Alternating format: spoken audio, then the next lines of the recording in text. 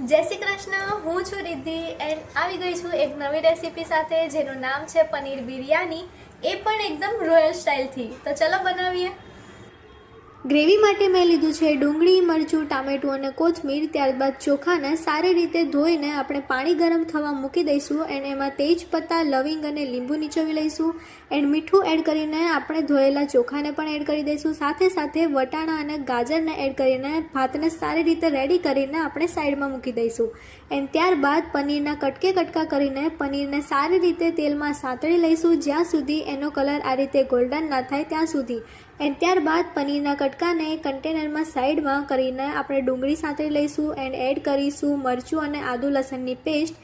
ત્યારબાદ તેને સારી રીતે સાંતળી લઈશું એન્ડ એડ કરીશું ટામેટું અને મીઠું।